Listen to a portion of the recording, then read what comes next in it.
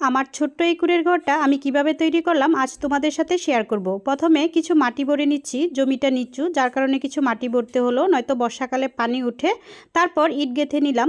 এখন ভাবি আর আমি কাদামাটি উঠিয়ে নিচ্ছি ঘরটা লেপার জন্য। এদিকে ছন কাটা হচ্ছে ঘরের ছাউনি দেওয়ার জন্য। তারপর কাটা ছনগুলো এলোমেলো করে নেওয়া হলো। এদিকে আবার শোলা দিয়ে চাল তৈরি করে নেওয়া হলো। এখন এলোমেলো করা ছনগুলো আবার মুঠি করে আটি বাঁধা হলো। এখন আটি বাঁধা ছনগুলো শোলার বেড়ার উপর খুব সুন্দর করে আটি আটি বিছিয়ে দেওয়া হলো। তারপর ছনের উপর বাঁশের কঞ্চি দিয়ে খুব টাইট টাইট করে বাঁধা হচ্ছে। তারপর ছাউনিগুলো তৈরি করে ঘরের উপর উঠানো হলো।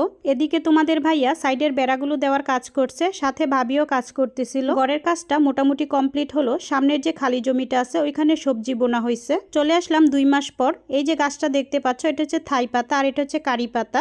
আর বিভিন্ন ধরনের ফুল গাছে আমার রান্নাঘরের চারপাশটা ভরে গেছে। আমার রান্নাঘরের ভিডিওটা কেমন ছিল কমেন্ট করে বলে যেও। ভিডিওটা এখানেই শেষ করলাম। সবাই ভালো থেকো, সুস্থ থেকো, আল্লাহ হাফেজ।